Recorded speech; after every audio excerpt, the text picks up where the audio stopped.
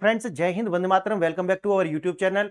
Friends, international politics में एक बहुत बड़ा जो डेवलपमेंट है वो देखने के लिए मिल रहा है। और आप जानते होंगे कि एक बात बहुत अच्छे से कही जाती है, और ये बात कही जाती है अंतर्राष्ट्रीय संबंधों के विषय में कि देखिए, यहाँ पर कोई किसी का दोस्त नहीं होता, कोई किसी का दुश्मन नहीं होता। बस यहाँ पर होते हैं तो अपने इंटरेस्ट होते हैं, यानी कि अपने देश के जो हित हैं वो सर्वोपरि होते हैं। और देखिए, कुछ इस तरीका के जो डेवलपमेंट है वो देखने के लिए मिल रहे हैं जो अप्रत्याशित है, और आपको जो है उस पर बिलीव नहीं होता। मैंने आपको बताया था कि किस प्रकार से रूस और अमेरिका एक साथ आ रहे हैं, और उसके तुरंत बाद आपने देखा होगा कि जो रूस की अपनी जो फॉरेन मिनिस्ट्री है उसके द्वारा एक बयान जारी किया जाता है कि देखिए, इस तरीका की कोई भी जो खबर है वो हमारी ओर से नहीं गई है। जो क्रेमलिन मीमो जो लीक हुआ है, जिसको आप जानते हैं ब्लूमबर्ग ने अपने जो स्पेस में जगह दी है, उसको जो है एक तरीका से फेक न्यूज जो है बताया गया है रूस के द्वारा। लेकिन कहानी यही नहीं रुकती। कहानी ये जो बताई जा रही है ना, इसके पीछे एक अलग तरीका का चेहरा है, जो कि आपको अभी जब ब्रिक्स का समिट होगा उससे पहले या उसी दौरान आपको पता चल जाएगा कि इसमें कितनी सच्चाई है, और ये एक फेक न्यूज है या वास्तव में एक डेवलपमेंट है अंतरराष्ट्रीय संबंधों में। देखिए, जैसे ही आपने ये देखा और भारत के द्वारा रूस से अपनी दूरी बनाई गई, मैंने बताया था उस वीडियो में कि भारत जो है अब रूस से दूरी बना रहा है, क्योंकि रूस जो है अपने अस्तित्व के लिए एक डबल गेम जो है वो खेल रहा है। अब जैसे ही भारत ने थोड़ी दूरी बनाई, और इनका जो क्रूड ऑयल है, हमारी रिलायंस सबसे बड़ी परचेज करती थी उसका अगर मात्रा में देखा जाए, तो अब उसने जनवरी से बिल्कुल होल्ड पर डाल दिया, कुछ भी नहीं, यानी कि जीरो खरीदा है। अब इसको देखते हुए रूस की ओर से उनके विदेश मंत्री का एक बयान आता है कि देखिए, भारत और रूस जो पुराने मित्र हैं, और हमें उम्मीद है कि भारत हमें भूलेगा नहीं। याद करना, मैंने एक वीडियो बनाई थी इस स्टेटमेंट को लेकर के। लेकिन उसके तुरंत बाद भारत, देखिए, अपने इंटरेस्ट जो है सर्वोपरि होते हैं, तो भारत की ओर से कोई ज्यादा प्रतिक्रिया गई नहीं। और भारत के पास में इस बात की पूरी जो खबर है कि नहीं, रूस और अमेरिका दोनों साथ आ रहे हैं, और ये सिर्फ फेक न्यूज नहीं है, ये एक वास्तविक पर्दे के पीछे की जो कहानी है वो जानता है भारत।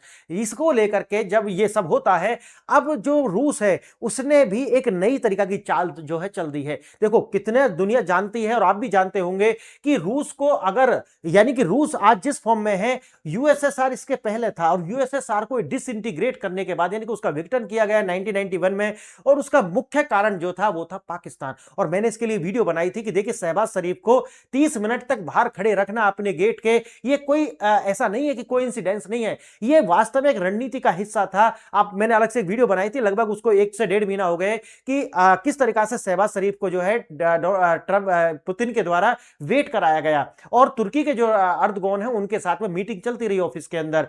देखिए, अब इसको लेकर के देखो, सारी दुश्मनी भुला दी गई है। इसीलिए हम कहते हैं कि अंतरराष्ट्रीय रिलेशंस जो होते हैं उनके अंदर कोई भी परमानेंट दोस्त, परमानेंट दुश्मन जैसा कोई भी टर्म जो है नहीं चलती है। देखिए, इसको लेकर के अब भारत को जो है सबक सिखाने के लिए, या कहीं एक संदेश देने के लिए, रूस के द्वारा अब धीरे धीरे से पाकिस्तान की ओर अपना हाथ जो है वो बढ़ाया गया है। यानी कि आप जानते हैं कि भारत और पाकिस्तान के जो रिलेशन क्या है, और पाकिस्तान अपने आप में आप जानते हैं क्या है, अपने आप उसे मुल्क भी कहना गलत बात है। एक तरीका से वो प्रॉक्सी है अमेरिका और चाइना की, और मैं कितनी सारी वीडियोस में कहता रहा हूं और कहता ही रहूंगा इसको। क्यों? क्योंकि सत्य तो दोहराया ही जाएगा। आगे देखना, अब रूस के द्वारा पाकिस्तान की ओर अपने कदम बढ़ाया गया है।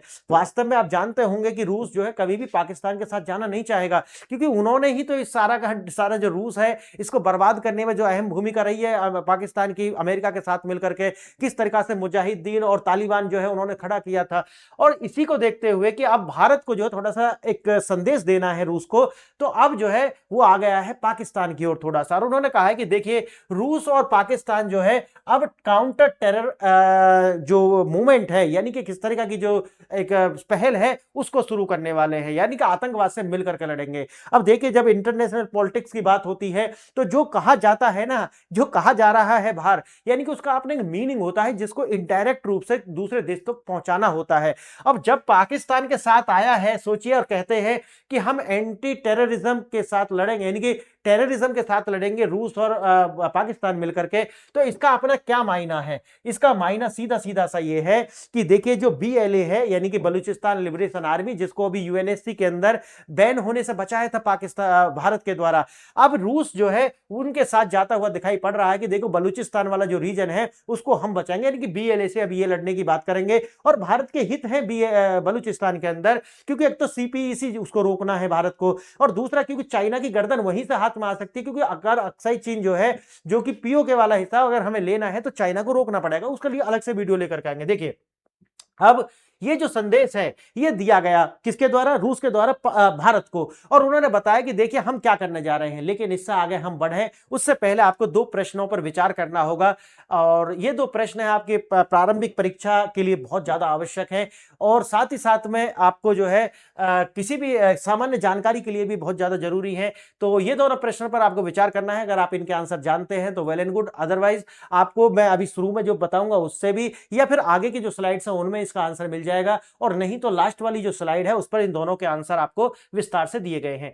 रूस और पाकिस्तान के बीच बढ़ते रक्षा सहयोग के संदर्भ में निम्नलिखित घटनाओं पर विचार कीजिए, और स्टेटमेंट दिए गए हैं आपको। पहला है, रूस ने पाकिस्तान पर से हथियार प्रतिबंध यानी आर्म्स एम्बार्गो 2014 हटा लिया है, पहला स्टेटमेंट है। दूसरा देखना, सर्गेई लारोव यानी कि जो उनके विदेश मंत्री है, 9 साल के अंतराल के बाद 2021 में पाकिस्तान का दौरा किया। तीसरा स्टेटमेंट है, फ्रेंडशिप 2024 अब तक का सबसे बड़ा संयुक्त सैन्य अभ्यास जो है वो करने जा रहे हैं। और आपको चार स्टेटमेंट, तीन स्टेटमेंट के बाद में चार आपको ऑप्शंस दिए गए हैं, केवल एक और दो सही है, केवल दो तीन सही है, केवल एक और तीन सही है, या सभी सही हैं। अब आप अपना जो आंसर आपके मन में आप सोच लीजिए, बाकी आंसर आपको मिल जाएंगे। आगे देखना, वर्तमान भू राजनीतिक यानी कि जियोपॉलिटिकल घटनाक्रम और आर्थिक सर्वेक्षण के संदर्भ में कौन सा कथन सही है। आइए देखते हैं। पहला है, दिसंबर में रूस से भारत का तेल आयात 38 महीने के निचले स्तर यानी कि सबसे कम खरीदा गया है। आगे देखना, दूसरा स्टेटमेंट दिया गया है, स्ट्रेटेजिक इंडिस्पेंसिबिलिटी यानी कि सामरिक अपरिहार्यता का अर्थ ऐसी वस्तुओं और सेवाएं प्रदान करना है जिसका विश्व में कोई विकल्प ना हो। दो स्टेटमेंट दिए गए हैं और उसके बाद आपको चार ऑप्शंस दिए गए हैं। अब आपको इनमें से आंसर बताना है। केवल एक सही है, केवल दो सही है, एक और दो दोनों सही है, केवल ना तो एक सही है ना तो दो सही है। अब आप अपने जो आंसर है वो सोच लीजिए, आपको आंसर मिल जाएंगे। लेकिन अभी थोड़ा सा प्रिसाइज और फिर विस्तार से मैं आपको बताने वाला हूं। देखिए, भू राजनीतिक हलचल और ट्रिगर और रूस का प्रतिक्रिया। यूएस के टैरिफ में जैसे ही कमी आती है और भारत और यूएस के बीच में जो ये डील होती है, उसके बाद आप देखते हैं कि भारत का भी जो तेल खरीदना वो कम हो जाता है रूस की साइड से। और भारत जो है, आप जानते होंगे कि हम जो है, हम नहीं चाहते कि हम एक देश पर अपनी सिक्योरिटी के लिए या फिर एनर्जी सिक्योरिटी के लिए किसी भी तरीका से निर्भर हो। इसीलिए हम डाइवर्सिफिकेशन लगातार भारत कर रहा है। जब से अमेरिका के द्वारा इस तरीका का चरित्र दिखाया गया है, भारत जो है अपने निर्यात के लिए, अपने आयात के लिए बहुत सारे देश जो है वो देखना चाहता है। अच्छा, ये मत समझना कि ये सिर्फ हम नॉर्मल कर रहे हैं, नहीं, हम जो क्रिटिकल मिनरल्स हैं उनके लिए भी हम चाइना प्लस वन की पॉलिसी पर लगातार कार्य कर रहे हैं। और इसी को देखते हुए आप देखेंगे कि ये जो रूस का जो कदम है ये उसी को टैकल करने के लिए उठाया गया है। रूस से जो तेल है वो लगभग 38 महीने के निचले स्तर पर जो है, दिसंबर में भारत द्वारा रूस से तेल आयात में भारी गिरावट जो है वो दर्ज की गई है। और याद कीजिए, मैंने जब बताया था आपको मीमो जो लीक हुआ है, उससे आप जोड़ करके देखेंगे तो आपको अच्छे से समझ में आएगा। रूस पाकिस्तान संबंधों का क्रमिक विकास जो है कैसे होता है। देखिए, 2014 में रूस ने पाकिस्तान पर से हथियारों का प्रतिबंध जो है वो हटा लिया था। दूसरा, 2016 से 24 के बीच दोनों देशों के बीच निरंतर जो है वो संयुक्त सैन्य अभ्यास ये लगातार यानी कि फ्रेंडशिप जो नाम है उसका, ये लगातार चलते रहे हैं। 2025 में अगर आप देखते हैं, जो सुरक्षा, काउंटर टेररिज्म और इकोनॉमिक पार्टनरशिप पर एक बड़ा प्रस्ताव जो है वो लाया गया था। और ये दिखाता है कि दोनों जो देश हैं, अब वो पुराना वाला जो समय था कि हमको डिसइंटीग्रेट कराया है, उसको लेकर के जो है अब रूस जो है, आप जानते हैं कि रूस जो है एक तरीका से उस पर प्रतिबंध लगे हुए हैं, तो अपने सर्वाइवल के लिए वो सब कुछ करने के लिए तैयार है। याद रखना, देखो, विचारधारा अपनी जगह है, अपनी जो एनिमोसिटी है यानी कि दुश्मनी अलग है, लेकिन आपका सर्वाइवल जब आता है ना, तो आप दुश्मनों से भी हाथ मिलाने में बिल्कुल हटते नहीं है पीछे। और यही है हमारी जो जियोपॉलिटिक्स होती है ना, वो हमारे जो अपने व्यवहारिक है यानी कि वास्तव में मनुष्य का जो चरित्र है, उसको जैसा मनुष्य का असली चरित्र होता है उसको लाकर के सामने रखती है। याद रखना, ये बहुत ही ब्रूटल होती है। जो आप इंटरनेशनल पॉलिटिक्स देखते हैं ना, जिसको हम जियोपॉलिटिक्स भी कहते हैं, ये अपने आप में वही है जो मनुष्य का वास्तव में चरित्र है, यानी कि बहुत ज्यादा ब्रूटल। यहां किसी तरीके की कोई एथिक्स नहीं होती, यहां सिर्फ और सिर्फ होते हैं इंटरेस्ट। वास्तव में मैं आपको बताऊं, मनुष्य का अपना जो चरित्र है, वास्तव में जो हमारा अपना जो चरित्र होता है, इंस्टिंक्ट्स जो होती है, वाकई जो हमने ऊपर ओढ़ा हुआ है ना, अगर हम उसको हटा दें तो एक मनुष्य जो होता है वो सिर्फ और सिर्फ ड्राइव होता है अपनी जरूरत से। यानी कि हमारे रिश्ते होते हैं ना, वो सब अपनी जरूरत से ड्राइव होते हैं। हम, हमारे माँ बाप हो, हमारी वाइफ हो, हमारे बच्चे हो, सब जो है ना हमारे हित उनसे जुड़े हुए हैं। सिर्फ इतना समझ लीजिए, बाकी कोई रिश्ता है किसी से नहीं होता। और यही हमको जियोपॉलिटिक्स सिखाती है कि ब्रूटलिटी क्या होती है। देखिए, सामरिक अपरिहार्यता यानी कि स्ट्रेटेजिक इंडिस्पेंसिबिलिटी, याद रखना ये वो है क्या, स्ट्रेटेजिक इंडिस्पेंसिबिलिटी, एक ऐसी वस्तुओं और सेवाओं का निर्माण जिनका कोई आसान या सस्ता विकल्प दुनिया के पास ना हो। याद रखना आज आप जिस तरह से देखते हैं कि तेल जो है वो कुछ ही देशों के पास रिजर्व भंडार है, और या फिर कुछ ही देश ऐसे हैं जो उसकी प्रोसेसिंग कर सकते हैं, उसकी क्षमता है। उदाहरण के लिए जो एपीआईज हैं और क्रिटिकल मिनरल्स जो हैं सप्लाई चेन में, वो कौन है, चाइना उसमें राज कर रहा है। लेकिन अभी देखो डेवलप हो रही हैं और भी देश, लेकिन अभी तो वही है, इसे बोलते हैं स्ट्रेटेजिक इंडिस्पेंसिबिलिटी, यानी कि आपके पास कोई भी विकल्प नहीं है, और यही है चाइना की मजबूती। याद रखना, इसको आगे देखना, और ये शब्द याद रखना क्योंकि एग्जाम में आपको ये देखने के लिए मिल सकता है, प्रीलिम्स हो या मेंस हो, और अगर इस तरह के शब्द आप मेंस में लिखते हैं तो आपको बहुत ज्यादा हेल्प मिलने वाली है, यानी कि दूसरों से ज्यादा आपको नंबर मिलेंगे। अगर 0.25% नंबर भी ज्यादा मिलता है ना आपको, तो समझना है कि आप कितना लीड ले चुके हो, यानी कि सिलेक्शन नहीं हो रहा है और आपकी टॉप 10 में रैंक आ रही है। इतना डिफरेंस ये 2.5 नंबर ही पैदा कर देंगे। आइए, आर्थिक स्वायत्तता से कूटनीति की मजबूती। यदि भारत तकनीक रूप से अनिवार्य बनेगा तो कोई भी देश उस पर बुली नहीं कर पाएगा और ना ही उसको ब्लैकमेल कर पाएगा, और यही जो भारत की अपनी क्षमता है ये हो पाएगी। एआई और नवाचार में नेतृत्व की आवश्यकता। अमेरिका और चीन की तरह भारत को भी अपने स्वयं के सर्च इंजन और एआई तकनीक विकसित करनी होगी, और जो कि भारत ने इस पर एक, आप जानते होंगे कि किस तरीके से बजट के अंदर भी, और सर्वम एआई के लिए मैंने 2 वीडियो बना चुका हूं, सर्वम एआई को लाकर के, और साथ ही साथ में भारत के अंदर दुनिया का ये सबसे बड़ा जो समिट है, एआई समिट, अभी चल रहा है, कल से स्टार्ट हो चुका है, 16 से लेकर के 20 फरवरी नई दिल्ली के अंदर ये ऑर्गेनाइज हो रहा है। वैसे अगर देखा जाए तो सुरक्षा मानकों को लेकर के है, लेकिन जो बताया जा रहा है उससे थोड़ा सा अलग होता है। ये तीसरा कंट्री है भारत शायद कि जहां पर ये समिट हो रहा है। सबसे पहले शायद ये ब्रिटेन में हुआ था, फिर फ्रांस में हुआ है, और अब भारत के अंदर हो रहा है। तो एआई के जो सुरक्षा मानक है, इसकी अपनी चुनौती क्या हो सकती है, ह्यूमन एग्जिस्टेंस के लिए क्या समस्याएं ला सकता है, इन सब पर ये चर्चा होने वाली है। और ये इसके लिए मैं अलग से एक और वीडियो लेकर के आऊंगा, हमें इससे अचीव क्या होने वाला है और हमारे सामने क्या चुनौती है। देखते हैं, अगर आपको वो पहली वाली वीडियोस चाहिए तो आप मुझे कह सकते हैं, नहीं तो आप टेलीग्राम से जुड़ जाइए, सारी वीडियो आपको वहां पे मिल जाएंगी। आइए, भारत अमेरिका डील के बाद रूस जो है वो, और ये भारत अमेरिका डील के बाद ही नहीं है, याद रखना, ये जो मीमो लीक हुआ है ना उसके बाद में ये सारा का सारा आपको देखने के लिए मिल रहा है। आगे देखना, इस्लामाबाद आतंकी हमला, पाकिस्तानी अपनी ही आग में झुलस रहा है। इस्लामाबाद की मस्जिद में जो है, आप याद, मैंने इसके लिए भी वीडियो बनाई थी कि किस तरीका से वहां पर जो हमला हुआ था, और हमला किसने कराया था, याद होगा आपको, यानी कि जो आईएस जो है उसका, यानी कि आईएसआई के द्वारा ये हमला जो है ऑर्गेनाइज कराया गया, ताकि उनको अटैक का मौका मिल जाए अफगानिस्तान को। क्यों? क्योंकि आप जानते हैं कि अमेरिका के साथ पाकिस्तान की डील है कि जो अग्राहम जो अफगानिस्तान का जो एयरबेस है उसको हम अमेरिका के लिए जो है प्रोवाइड कराएंगे, इस तरह की एक डील है। इसीलिए ये अपने हमले ही अपने ऊपर करा रहे हैं, ऑर्गेनाइज्ड है। और इसमें मारे कौन गए? शिया मारे गए। वैसे भी शियाओं की कोई अब कद्र है नहीं पाकिस्तान के अंदर, बनाया था तो इन्होंने ही, लेकिन अब कुछ नहीं हो सकता। आगे देखना, पाकिस्तान जिस टेरर इंफ्रास्ट्रक्चर को भारत के खिलाफ खड़ा करता है, और वही आज जो इंफ्रास्ट्रक्चर है वो इनके ही खिलाफ जो है हो चुका है। और ये याद रखना, हिलेरी क्लिंटन ने एक बार शायद कहा था कि स्नेक्स इन द बैकयार्ड अगर आप पालोगे तो एक दिन वो तुम्हें ही काटेंगे, और ये बात जो है पाकिस्तान पर सटीकता से लागू होती है। जिम्मेदार कौन है? आतंकवादियों से ज्यादा जिम्मेदार वहां के जो है इस्टेब्लिशमेंट। जब इस्टेब्लिशमेंट बात आती है तो इनको हम कहते हैं कि सेना और सरकार, यानी कि पाकिस्तान के अंदर सेना और सरकार मिलकर के इस्टेब्लिशमेंट जो है शब्द का प्रयोग किया जाता है। सहानुभूति या कूटनीतिक चाल, बर्बर और कायरतापूर्ण कृत्य है, यानी कि पुतिन ने पाकिस्तान को आतंकवाद से लड़ने के लिए हर संभव मदद यानी काउंटर टेररिज्म सपोर्ट देने की पेशकश की।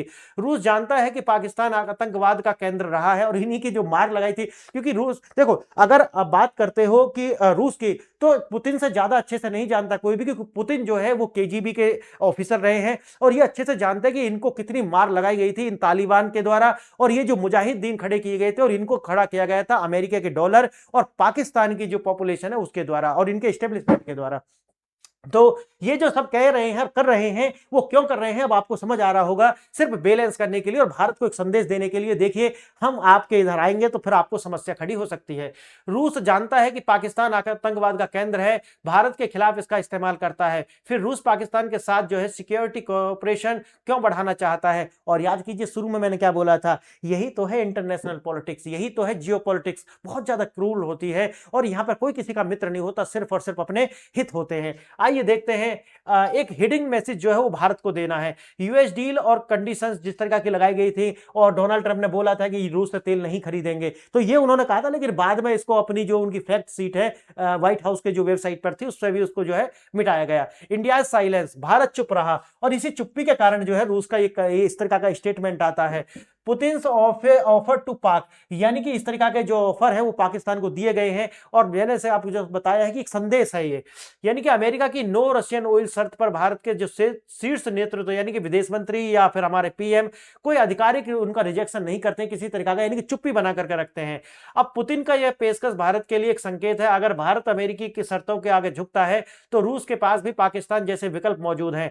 पुतिन की यह सिक्योरिटी कोऑपरेशन की जो पेशकश भारत की चुप्पी पर रूस की नाराजगी को जो है लगातार दर्शाती है। तो याद रखना इसको भी, लगता है बहुत सारे लोगों को भारत में कि रूस तो हमारा मित्र है, तो कोई मित्र नहीं होता। अगर आप थोड़ा सा डीप में जाकर रिसर्च करोगे तो भारत के अंदर केजीबी के द्वारा किस तरीका के जो खुफिया जो तंत्र बिछाया गया और भारत में किस तरीका का जो है समस्याएं क्रिएट की गई हैं, अगर आप उसको देखेंगे तो आप सीआईए को भूल जाएंगे, आपको लगेगा कि केजीबी भी कोई कम नहीं रही है भारत को डिस्टर्ब करने में। लेकिन आइए देखते हैं, डेटा गवाही दे रहा है, क्या भारत ने तेल खरीदना कम कर दिया है? हाँ बिल्कुल, अगर आप देखोगे इस ग्राफ को तो लगातार 38 महीने के लो पर हम जो है दिसंबर के अंदर थे और जनवरी में तो बिल्कुल ही जो है ब्लॉकेड किया हुआ है रिलायंस के द्वारा। दिसंबर में रूस से लगभग 38 महीने के हम लोएस्ट पर आ चुके हैं।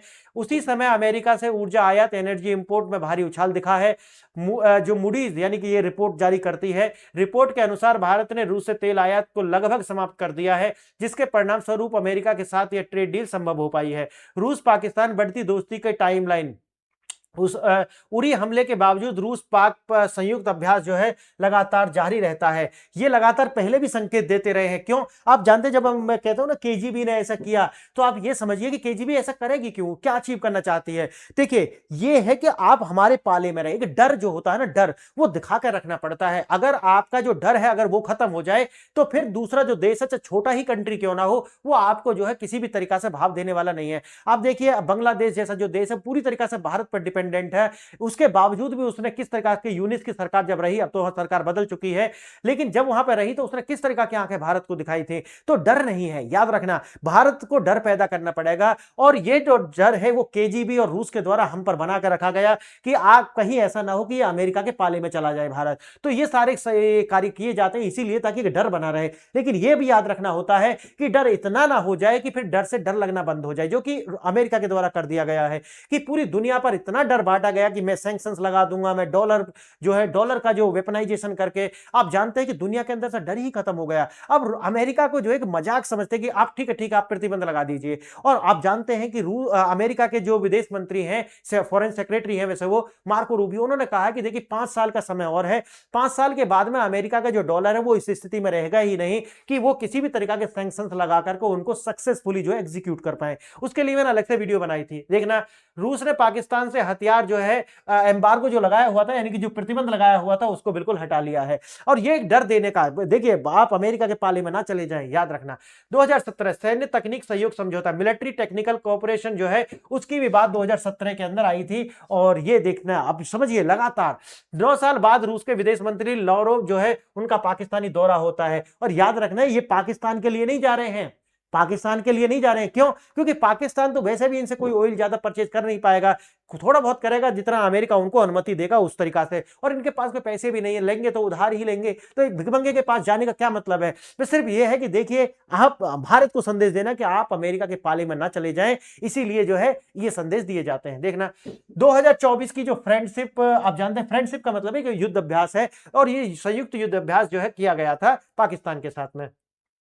रूस चीन पाकिस्तान की जो तिकड़ी है, बदलता समीकरण, शीत युद्ध यानी कोल्ड वार के समीकरण पलट रहे हैं। रूस जो भारत का विश्वसनीय साथी रहा है, अब चीन और पाकिस्तान के करीब जा रहा है। चीन के साथ तो और पाकिस्तान के साथ जाना इनकी मजबूरी, जो मैंने आपको बताई है, संदेश देना है। यह ट्रोकिया यानी कि रूस चीन पाक भारत को जो है कॉन्टिनेंटल स्टेबिलिटी यानी कि स्थलीय सुरक्षा, जो कॉन्टिनेंटल स्टेबिलिटी जो है उसको एक गंभीर चुनौती देता है, यह एक संकेत देता है, ये आप समझिए।